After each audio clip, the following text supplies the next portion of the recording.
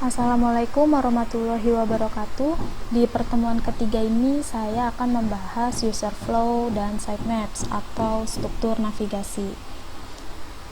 Nah, user flow sendiri adalah sekumpulan tugas yang harus dilakukan pengguna untuk menyelesaikan beberapa proses dan dapat diringkas menjadi sejumlah langkah penting untuk membantu pengembang dalam memahami bagaimana sistem ini berinteraksi dengan penggunanya. Nah, si sistem sendiri perlu merespon pengguna ketika mereka melakukan kesalahan atau melakukan tindakan. Dan pengembang di sini pun dapat melihat semua detail dan spesifik interaksi pengguna pada user flow ini. Tujuan user flow yaitu membantu desainer untuk menangkap apa yang akan mereka lakukan dan memasukkan informasi dalam mengarahkan mereka ke tujuan yang diinginkan. Selanjutnya ada komponen user flow. Di sini ada dua komponen, yaitu fitur dan flow. Nah, komponen fitur ini berisikan beberapa simbol, di mana simbol-simbol ini tuh mirip dengan simbol-simbol yang ada pada flowchart. Nah, di sini kan ada simbol konektor. Nah, simbol ini tuh fungsinya untuk menyambungkan dari proses satu ke proses lainnya, selagi proses itu ada di halaman yang sama. Nah, itu bisa menggunakan simbol konektor seperti ini. Nah, simbol yang kedua di sini ada simbol processing. Simbol ini fungsinya untuk menyatakan suatu tindakan atau proses yang dilakukan oleh komputer. Nah, simbol yang ketiga di sini ada simbol decision. Nah, simbol ini digunakan untuk menunjukkan suatu kondisi tertentu yang akan menghasilkan dua kemungkinan jawaban, antara ya dan tidak. Nah, simbol decision ini biasa dibilang sebagai simbol keputusan. Nah, simbol yang keempat ada simbol data atau input dan output. Nah, simbol ini fungsinya untuk memproses input atau output tanpa ketergantungan jenis peralatannya. Jadi, di bagian simbol ini itu akan memproses sebuah inputan atau outputan berdasarkan hasil dari si processing ini, simbol processing ini gitu. Nah, simbol yang kelima di sini ada simbol input manual. Simbol input manual ini fungsinya untuk memasukkan data secara manual melalui keyboard. Nah, itu beberapa simbol yang terdapat pada komponen fitur. Nah, selanjutnya di sini ada komponen flow. Flow sendiri adalah alur yang menghubungkan setiap proses dari kerangka user flow. Jadi, simbol yang ada di komponen flow ini itu akan berhubungan dengan simbol yang ada di komponen fitur ini gitu. Karena komponen fitur ini akan berjalan itu sesuai dengan flow yang ada di sini gitu. Nah, simbolnya sendiri ada dua, yaitu flow direction dan node link. Flow direction ini fungsinya untuk menghubungkan simbol yang satu dengan simbol yang lainnya, ya kan? Jadi flow direction ini menyatakan sebuah arus dari arahnya dari mana dan tujuannya kemana. Itu menggunakan flow direction. Nah, sedangkan untuk node link ini fungsinya untuk mentransmisi data dari suatu lokasi ke lokasi lain atau dari suatu halaman ke halaman yang lain gitu. Nah, selanjutnya ada contoh user flow dari pemesanan hotel. Jadi si pengguna ini ingin memesan hotel dan user flow-nya tuh berbentuk seperti ini. Dan di user flow ini ada beberapa simbol dari komponen fitur dan flow. Di sini pertama ada simbol proses, berarti si pengguna ini memproses pencarian hotel. Nah, setelah dia ingin melakukan pencarian hotel, maka dia akan membuka aplikasi. Dan setelah buka aplikasi ini terproses, maka aplikasi ini akan membuka beranda, di mana ketika pengguna ini sudah ada di beranda, maka akan muncul halaman rekomendasi hotel. Nah, rekomendasi hotel ini bisa dilihat dari segi jaraknya, harganya, terus reviewnya, dan lain-lainnya. Nah, ketika pengguna memilih hotel atau pengguna udah nentuin nih hotelnya. Nah, otomatis dia akan pesan hotel dong. Maka dia akan masuk nih ke proses pemesanan hotel. Dimana nanti setelah proses pemesanan hotel ini akan masuk ke dalam form pemesanan. Dan di dalam form pemesanan ini akan melakukan penginputan data untuk pemesanan hotelnya. Nah, setelah selesai nih mengisikan form pemesanan, maka pengguna akan dialihkan atau akan lanjut ke tahap pengisian form data diri. Nah, form data diri ini kan diinputkan secara manual. Gitu. Setelah pengguna selesai mengisikan form data diri, otomatis pengguna akan lanjut ke tahap selanjutnya, yaitu mengisikan form pembayaran, di mana form pembayaran ini biasanya diisi kayak pakai debit atau kredit, atau menggunakan ATM apa, nominalnya berapa, ya kan? Makanya di sini di deskripsiinnya sebagai simbol input manual gitu. Karena di form pembayaran ini ada aktivitas penginputan secara manual.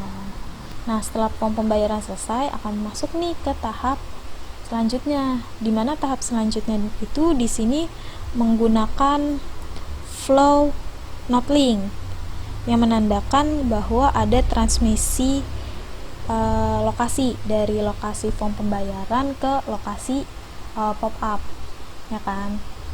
Nah, di sini ada simbol juga nih. Nah, simbol ini namanya simbol display.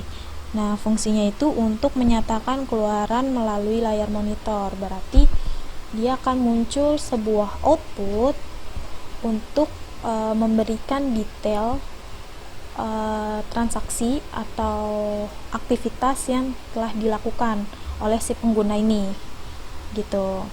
Nah, kalau di user flow pemesanan hotel ini akan muncul pop-up pemesanan, berarti isinya tuh tentang detail pemesanan hotelnya, kayak hotelnya apa, pembayarannya menggunakan apa, terus kapan bookingnya, kayak gitu. Nah, itu akan muncul dalam bentuk pop-up.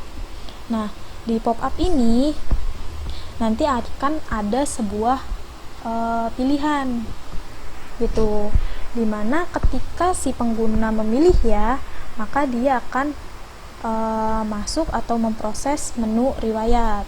Nah, kalau misalnya si pengguna memilih tidak, maka yang akan terproses adalah menu beranda. Berarti si pengguna akan kembali ke menu beranda, kayak gitu. Nah, itu adalah penjelasan dari user flow pemesanan hotel. Dan untuk user flow-nya itu seperti ini bentuknya. Nah, ini ada contoh yang kedua dari user flow Jack One Mobile, di mana contoh yang kedua ini berbeda dengan contoh yang sebelumnya. Nah, kalau yang sebelumnya kan dijelasin secara detail ya, dari awal sampai akhir, sedetail-detailnya. Nah, sedangkan contoh yang kedua ini dia hanya digambarkan atau dijelaskan secara singkat aja per stepnya. Contoh, di kasus pertama ini pengguna ingin melihat data dan aktivitas rekening, maka user flow yang akan dibuat tuh kayak gini. Pertama, si pengguna akan masuk ke beranda.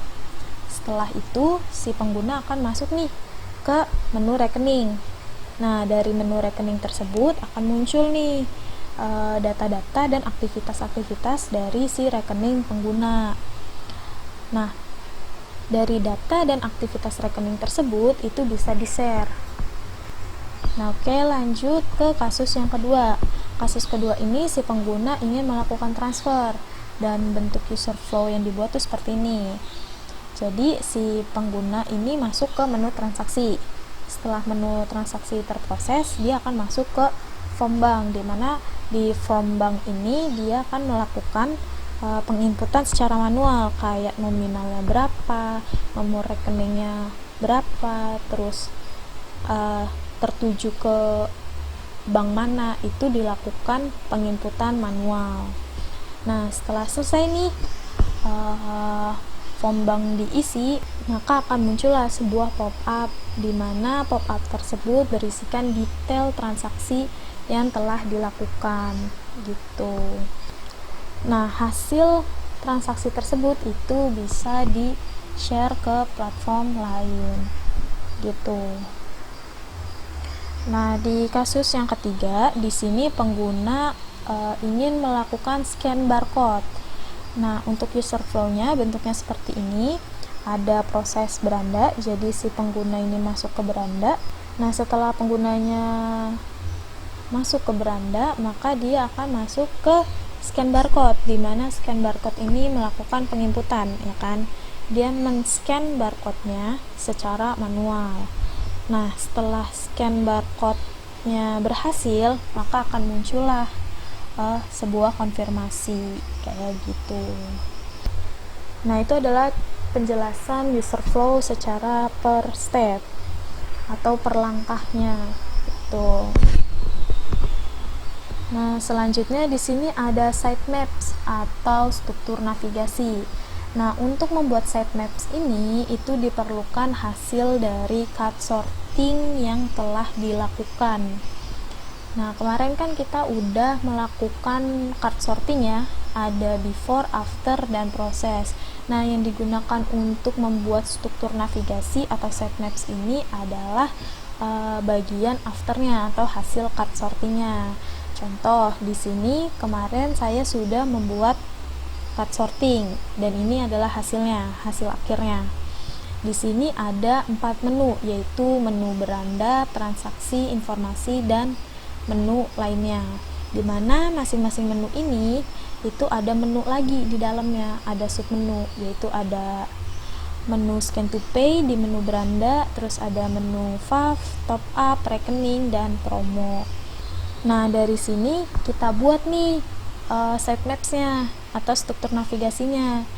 Nah, yang tadinya berbentuk tabel kayak gini kita ubah menjadi bentuk struktural seperti ini gitu. Nah, di sini kan ada menu beranda, transaksi, informasi lainnya, dan di dalam menu beranda sendiri pun ada menu scan to pay, favorit, top up, terus rekening, dan ada promo. Nah, kalau kalian lihat nih di sini kan ada anak panah ya, anak panah. Jadi anak panah ini tuh buat nandain kayak ini loh submenu dari menu yang sebelumnya gitu. Submenunya dari si beranda itu scan to pay gitu. Nah, sekarang lihat ke menu transaksi, di mana menu transaksi ini terdapat simbol konektor dengan inisialisasi A. Nah, simbol ini tuh merupakan sambungan dari menu pembayaran. Jadi kan kalau kita lihat nih di card sorting, di menu transaksi ini submenunya ada transfer, pembayaran, dan pembelian. Nah, sedangkan di sini hanya dijabarkan submenu transfer dan pembelian. Nah, simbol konektor ini merupakan sambungan dari submenu tersebut, yaitu submenu pembayaran. Nah, kenapa nggak dijabarin kayak yang lainnya? Karena submenu dari pembayaran ini terlalu banyak ya, terlalu panjang gitu. Kalau misalnya dijabarin di sitemaps ini, gitu, maka dibuatlah sebuah konektor dengan inisial A gitu. Nah, kita lihat gambar di sebelah kanan. Ini merupakan sambungan dari konektor A-nya yang berisikan submenu pembayaran. Jadi submenu pembayarannya akan dideklarasikan di lain tempat seperti ini. Dan submenu pembayaran ini punya submenu lagi di dalamnya, yaitu ada submenu kartu kredit, submenu retribusi, pendidikan, pinjaman, dan lain-lainnya. Nah, itu merupakan penjelasan dari struktur navigasi atau sitemaps-nya. Untuk bentuknya ya seperti ini, gitu. Oke, mungkin materinya itu saja yang bisa saya sampaikan di pertemuan ketiga ini. Mohon maaf apabila ada kesalahan. Kalau kalian belum paham, kalian bisa tanyakan di sesi Gmeet. Ya udah, wassalamualaikum warahmatullahi wabarakatuh.